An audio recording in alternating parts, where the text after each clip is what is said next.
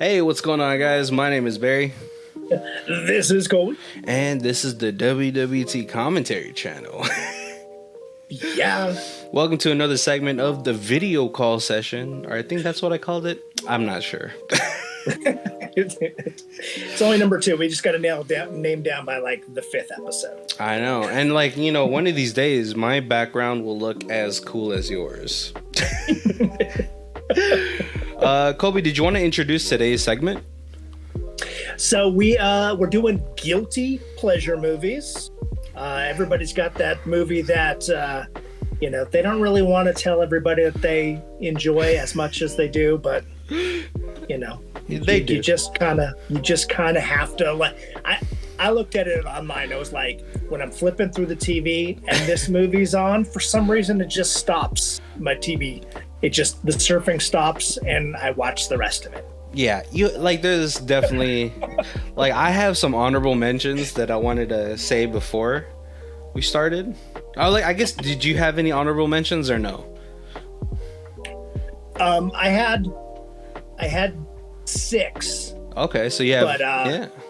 Of my 5, just in case there was like a duplicate between the two of us. Oh, I don't think so. I don't think we have any duplicates at all, Kobe. Did you want to go ahead and start us off? That's the worst part. Is I'm like guilty pleasure movies. Really, about 90% of the movies that we do podcasts on are like our guilty pleasure movies. But yeah, did you want to go ahead and start us off? Yeah, so my first one, and I really have no idea why I like this movie as much as I do. It's just, there's something about it. Nick Cannon's Drumline. No one's gonna. I was never a fan. I don't know. There's absolutely, I don't think there's anyone out there that's gonna be like, that's in Colby's top 5. Top 5 guilty pleasure. I've seen the movie like 30 times. I don't know why. Like, like I said, that's the one, like, you're flipping through channels and you're like, oh, hey, Drumline. I'll just watch this one part because, they're tap, tap, tap, tap, tap, tap, tap. And then, like, 2 hours later, the credits are rolling. It's probably one of Nick Cannon's greatest acting performances. No, it definitely, I think that movie definitely was responsible for the uptick in people joining band. Right? At least wanting to play the drums, yeah. Oh yeah, or tuba, right? Wasn't the tuba the other? Oh yeah, they're I think all the friends are like all over the place. Like one had like a French horn, one had a tuba, trumpet. Yeah, no, it's definitely like one of those fun movies, and it's like it has a lot of really cool moments in it. Yeah, and anything with Orlando Jones, I'm gonna love. You know what I mean? Like, Orlando Jones is such a... I'm still really upset that they kicked him out of American Gods. And I think it was like... I think it's because he was like doing his own thing with the script, and it was like much more like, it's more to the character. But Orlando Jones, I feel like a lot of people underrate him as how good of an actor he is. Yeah. All right. So one of mine is 2 are very similar, but I like them for very different reasons. But I wrote like a little thing why I like it so much, right? I have a Sweet Home Alabama. Okay. Right. Okay. So I wrote down. So I was like, I had to choose this because essentially it's a story just about like identity, right? I think everyone has those feelings of like when you go to a new place, whether it be a new school, new job, new state, you make up some weird version of yourself that you feel like this will work, right? And then that's what Sweet Home Alabama's about. She like Melanie, or like Reese Witherspoon playing Melanie Smooter, I think. I think she even changed her last name to like Carmichael to make it sound more posh. And obviously she's built this wonderful life of her for herself in like New York as like a fashion designer. But when she gets back home to her roots, a lot of it, you can't, what did they say? Like, you could take somebody out of like some place, but you can't ever take that place out of somebody. Right. Yeah. And it's like that. And then, and obviously she like, you watched the movie, right? Uh-huh. Yeah, so like, you know, obviously like all the lies start to build up because she gets engaged to the mayor's son, who's McSteamy or McDreamy, whatever McDonald's item he was on Grey's Anatomy. And she lives in constant fear because she like lies about her life. But when she gets back home, and the thing about that, you know, she gets back home and then like it all comes out, she finally feels like herself again. Right. And then like the one thing I do love about that is like there's like this weird duality because her ex-husband, played by I think like John Lucas, I think his name is, you know, he wants to go chase after in New York, but then he sees like, oh, she has this like new posh life. And so before he can come back into her life, he wants to build his life to match it, you know, because like he loves that girl and it's like that's her dream. Right. But he doesn't lose his identity going to that goal. So it's definitely just like a movie about like identity and like just like a very relatable. You can put yourself in those situations. Wow, you went way deeper into like. I had to because a lot of my lists are like quote unquote chick flicks. And someone's gonna be like, "Wow, that guy's reaching." Colby, what about you? What's your next one? Well, so if we're doing like chick flicks, like my one, it's not really a chick flick. That's kind of on my list. Grease. Oh, Grease is like an all-time classic, though. Right? Yeah. That's definitely another one of those ones that like I have seen it way too many times because I'm just like surfing and they're like nothing on. Oh, hey, Grease. Oh, right. Hey, I like this song. And then I just gonna just sit and watch the whole movie. No, the best part about that is like when I had cable TV, every time Grease is on, you never caught it in the middle or the end. You always catch it right at the beginning. Like you see the cartoon, the horns, the boom, boom. Right, and in that opening song, it catches you. It's like, come, watch. Watch these 30-year-olds play high school students. That's right. That I think I remember watching that Grease and Grease 2 one summer. I wore that VHS out, and it totally skewed my thoughts on how I'd look like when I got to high school. You're like, I need me a leather jacket, some white t-shirt, and a stubble, you know. Like it's insane. Like especially not even just John Travolta and Kenickie, but like the rest of the crew. They look like they should be doing mob hits. Especially the guy that like looks like he loves pastrami.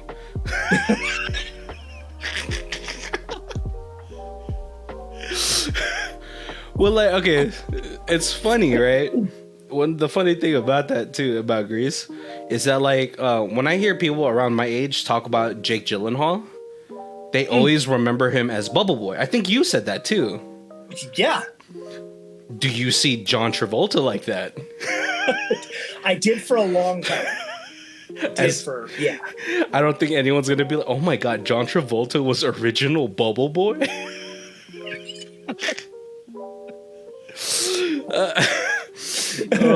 He was the original. You are so right. Oh, I didn't think about that. I was thinking I knew him from Grease, so I always kind of pictured him as that like Jersey boy. But yeah, you're right. He was the original Bubble Boy. Oh man. Oh, so what I had. Oh, and also like I don't think I know a lot of people know this about you, but you love musicals. I do love musicals, yeah. And I know Grease. I know like every song word for word. Oh, like you could like just start the tune and you could finish the whole song. Right. Yep. I should know that. I should know it that deep too, but it's been so long, and then I just know like the tunes. Ram lam lam ding ding dong, change. All right. So, what is your thoughts on the theorized end? Did they die at the beach? Or because you know how they take the car and they fly, right, and it flies off. Yeah, it's all chitty bang bang style. Yeah. What are your thoughts? Did you just think like, oh, they just lived happily ever after? My brain was always just happily ever after. I didn't really, especially that one. The conspiracy theory didn't quite ever like hit like some movies.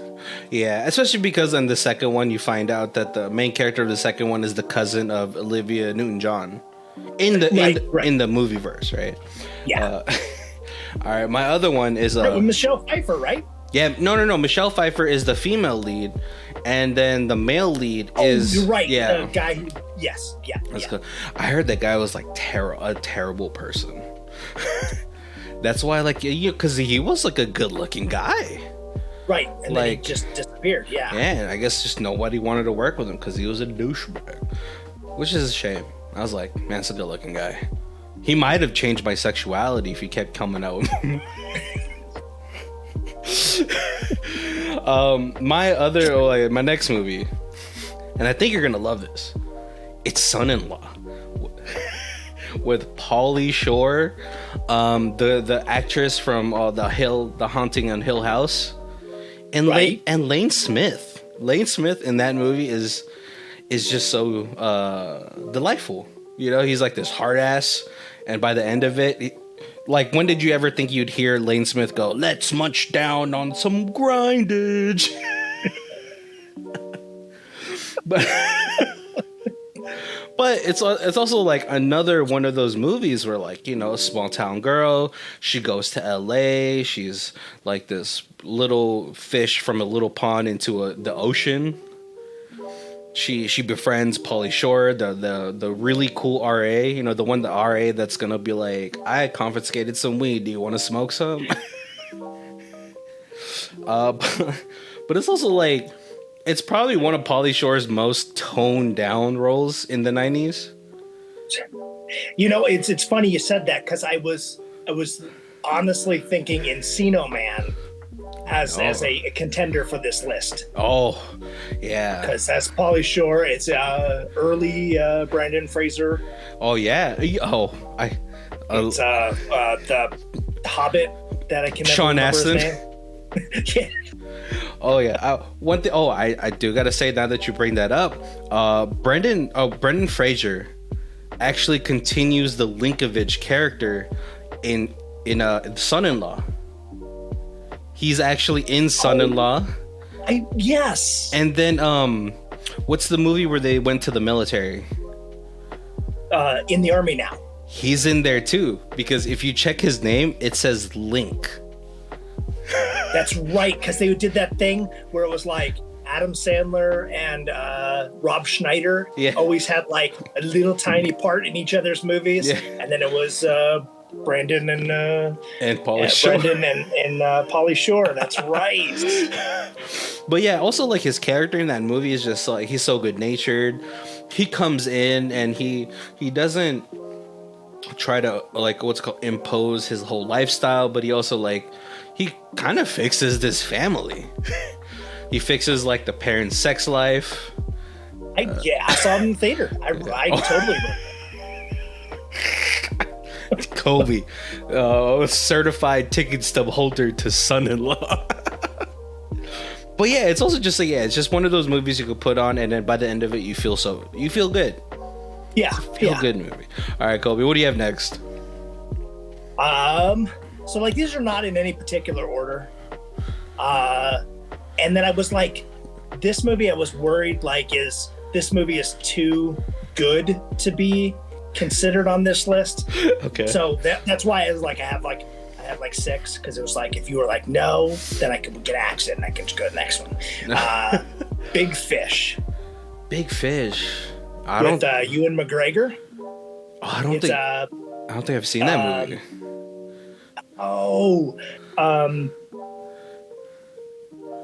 Tim Burton movie. It is.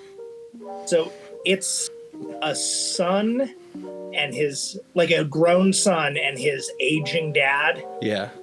are, and the son's like the whole movie, the son is like, Dad, I don't know anything about you because your whole life you've told just stories. Oh. Like everything that you've like talk about, like your past, is always this incredible fabrication, and I don't know if any of it's true.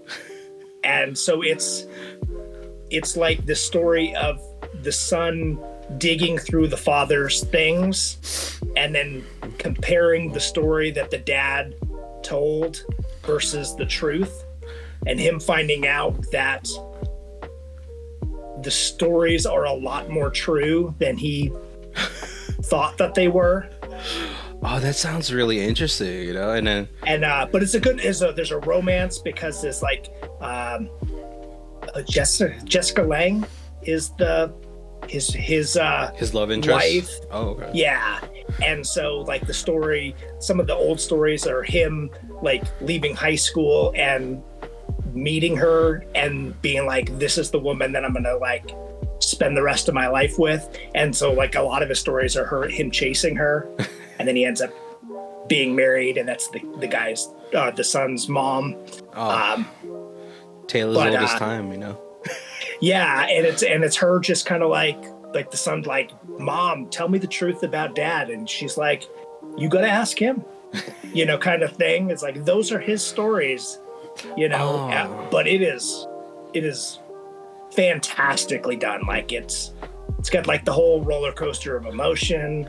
Man, I've seen that movie a ton of times too. That's Oh man, that must, yeah. That, you know, now that you bring it up, I'm pretty sure I've never seen it, but it does sound like a really interesting movie. Just because, like, how much do you really know of like your parents' life?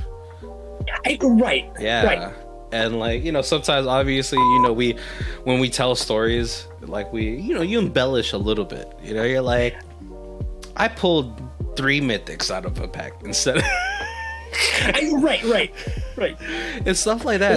What did they say in the end of American Pie? A guy always doubles the amount of girls he tells you that he's actually slept with. Yeah. Oh no, I think they say that about girls. They're like, was it girls half it, guys double it? No, girls double it, guys half it. Because we embellish. That they're saying that we embellish. So like, I slept with like 30 women. Really, it's like probably 7. Yeah. And exactly, then the girl is telling you to like to save your feelings. Yeah, right. Oh no, that sounds like an interesting movie. I might have to watch that sometime. Yeah, we could do a Ewan McGregor month because I'm super man crush on Ewan McGregor. That's your dude crush? Yeah. Yeah. He used to be Antonio Banderas, but I think Ewan McGregor's is my dude now. Oh yeah, he's lasted. The dude still looks good. Right? So my next one is The Holiday with with Kate Winslet and Cameron Diaz. I just like it just because it's like it's such a relatable situation. You know, you go through this heartbreak and you just like need a change of scenery, breath of fresh air. I think a lot of us, like, we kind of forget to like take time for ourselves, you know. And so right. And you know, and it's just like, it's interesting. Yeah, it's not like this far-fetched concept, but it's just like, you know, these two people. Have you seen it? Yeah. Oh yeah. So just for the people that haven't, should watch it. It's about 2 women that go through heartbreak. Kate Winslet is a harlot. She's sleeping with a married man. Cameron Diaz is this like movie producer, I think, and she gets cheated on, I believe. I can't really remember too much. And then they switch places. She goes to this cottage in London, and then Kate Winslet goes to like this Beverly Hills mansion. Like, I don't know who won. I think Kate Winslet won that one, right? And then she becomes friends with like this old-timey Hollywood writer. It's just like a fun movie. Jack Black is in it as a love interest. Yep. And Jude Law, who is like another man crush for a lot of people. Like, oh, that guy's handsome. So smooth and suave. It's just like a really fun movie. I think that's why I put it on there. And it's just like, it's also just one of those movies where like I need a reminder to take a breather. All right, Kobe, what's your number 4? Or like no particular list, but what's your 4th movie? So I had 2 that are very similar. So probably got to go with this one. SpongeBob, the movie. There's something super charming about the SpongeBob movie, like in him like having to take this adventure and get Neptune's crown back. But it is, I feel like it's super well written for multiple age ranges. Yeah, it's got stuff in there like that. 'Cause I remember I watched it in the theater before I had a kid.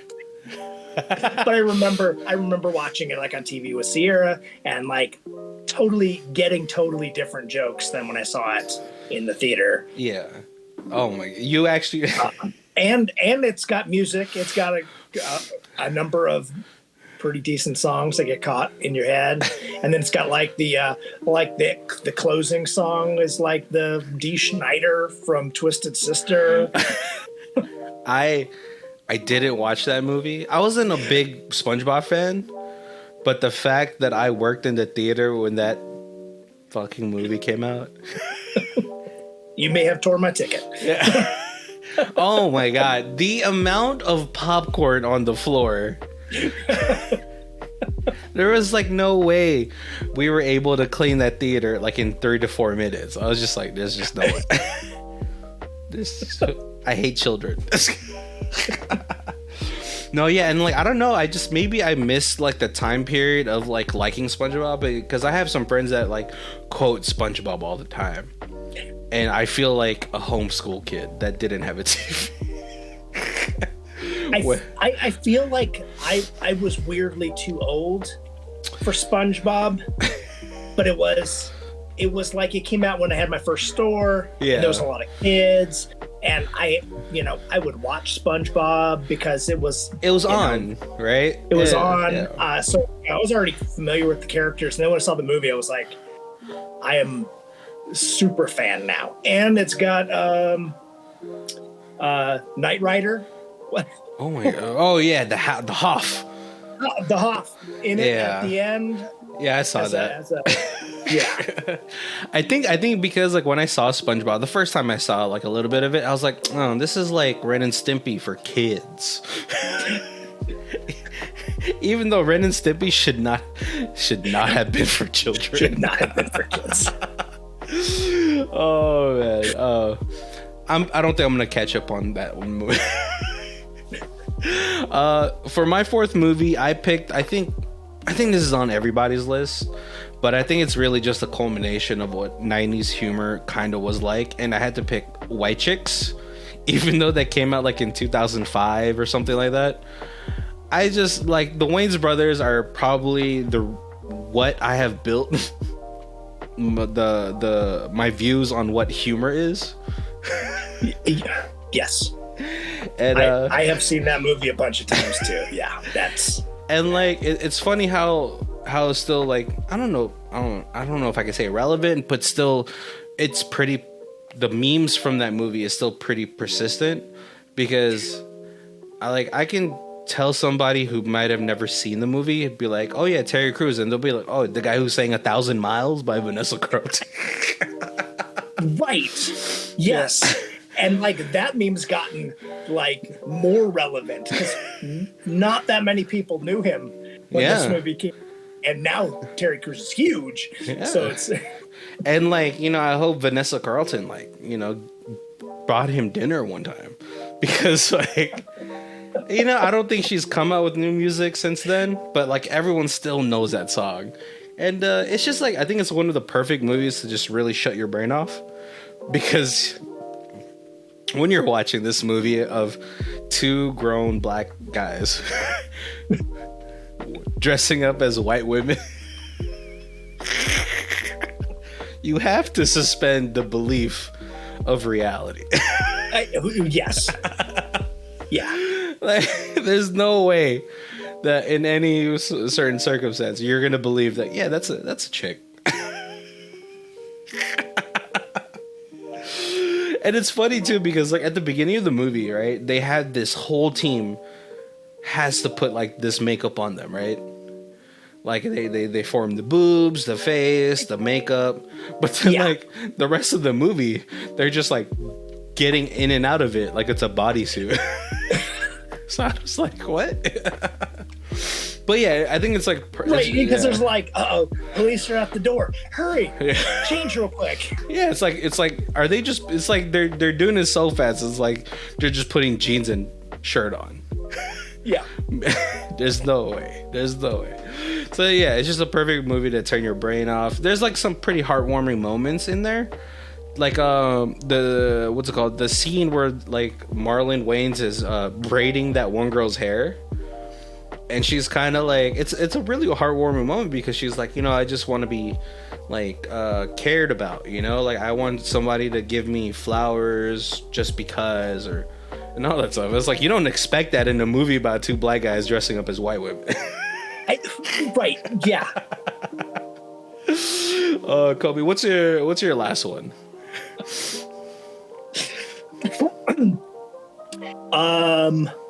Snakes on a Plane. I knew it. It had to be something. Is it going to be this or Sharknado? Oh, Kobe, what do you love so much about Snakes on a Plane?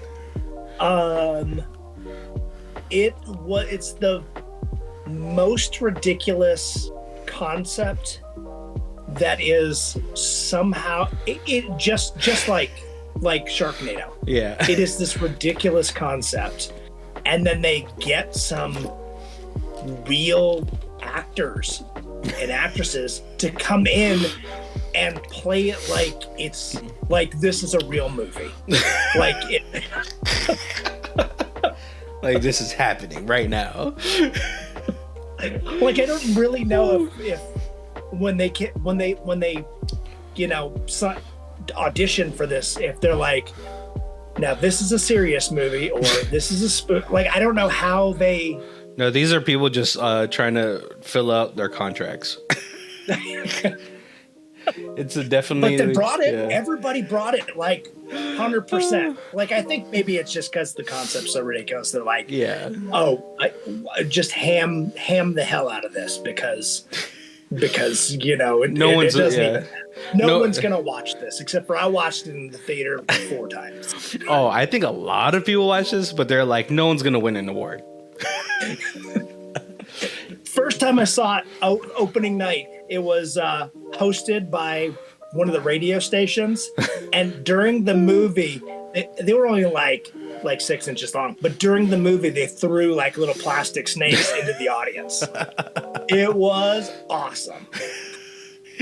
Oh, and it had to have given Samuel L. Jackson his most iconic line in his entire career. Which I'm sorry, like obviously before that it was Pulp Fiction, right? The whole say what situation. But after that, there's that has to be his most quotable line to date.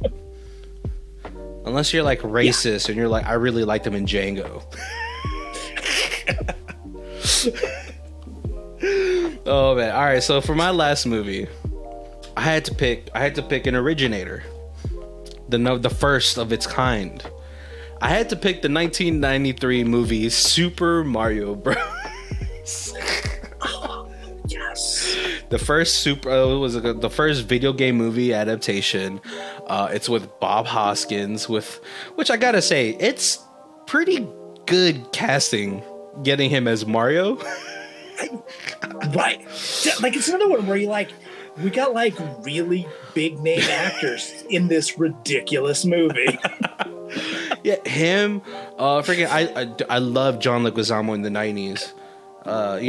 Because like he had stand-ups, but I didn't really count him as stand. I felt like they're like more one-man shows.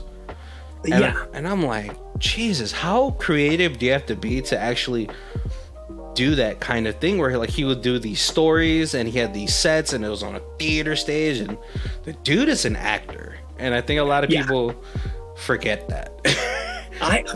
And the range that he can do. Yeah.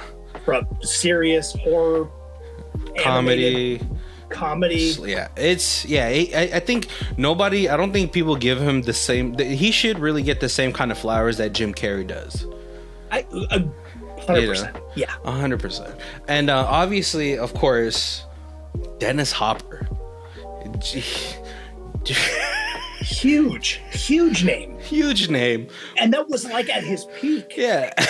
And I absolutely love the little intricate details he brings to this role. You know, he has those little slither sounds. He's like, somebody get them. And I don't know if you've noticed this, right? But like certain points of the movie, he puts his arms like right here. Little dinosaurs. Yeah, little dinosaur hands. And I love it. I love that he just like he's not phoning it in. He's like, if I'm gonna do this, I'm gonna give it 100%. Yeah. Now, and I know like a lot of like Mario Bros purists are gonna be like, that's a trash movie. But I was like, you know, they gave it its own little story. They put like little elements of the game that could work in a real life setting, with like the whole mushroom and then the gadgets that made him double jump. And honestly, a lot of people should be more appreciative of this film because the animatronics that they used for Yoshi is what gave Jurassic Park its ability to do the animatronics for their dinosaurs. Oh, okay, yeah. Yeah, because I think it took like 12 people to do the animatronics for Yoshi, for that little tiny one. I know, like, the YouTube channel that does a really good deep dive onto the whole production situation, because I heard production for this was like a nightmare. But Good Bad Flicks, if you're ever interested in seeing like the whole production story about how this movie came about, definitely check that out. I love that. I love the little documentary that he does. But yeah, I wanted to put Mortal Kombat, but Mortal Kombat was like the first video game movie that was like the big hit. And you know, that one was like yeah, because it's like, you know, it's a fighting tournament. It's so easy. Like, you know, I think that's what they should have done with Street Fighter. With freaking Street Fighter, they tried to make it. Yeah, they tried to make it. Yeah, and I forgot what was the actor's name for Bison. Raul Julia. Like I'm kind of sad that was like his last movie. Because like what a great actor.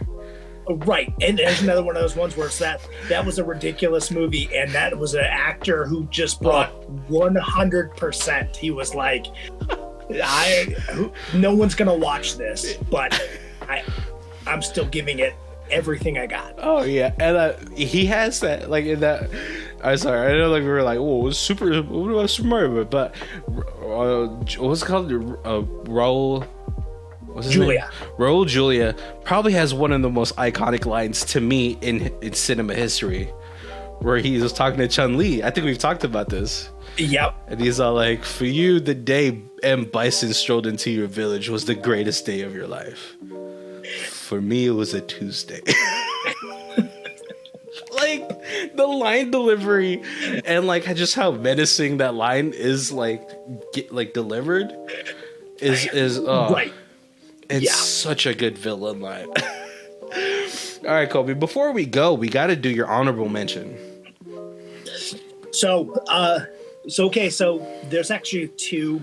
So the other one that I had on my list was South Park, the movie, but that was the one where I was like, that one's really close to SpongeBob because it's kind of an animated. It's kind of a little bit musical. I think that's the reason I like it so much. But then and then this one's kind of like Drumline. Bring It On. Oh, so good. I love, like, Bring It On is definitely one of those movies, like, if it's on TV, just leave it. Yeah. Oh, yeah. Funny story. I had my mom take me to watch the South Park movie, and 5 minutes in, she just left. She just left and watched another movie, and she's like, wait for me outside. That movie was genius. That was a movie that I thought, this entire movie is written to make fun of itself. Yeah. And I have never seen a movie that made fun of itself as well as that. Yeah. It was just... Yeah, like it was just, yeah, it's so well written. And like, you know, some people might not want to give Trey Parker and Matt Stone that recognition, but like, no, it's like they're really good writers. Yeah. Mine has to be Selena. And Okay. one of those movies that, like, if it's on, it's like, oh, I'm just watching Selena now. And this is my best friend's. This is one of my best friend's favorite movies, and he won't ever admit it if you ask him. But like, this is how I know this is fucking one of his favorite movies, because it was one of those movies where we were flipping through TV, and it was just on. He's like, I don't know, leave it. And it's Ugly Coyote, or Coyote Ugly. Oh, Coyote Ugly.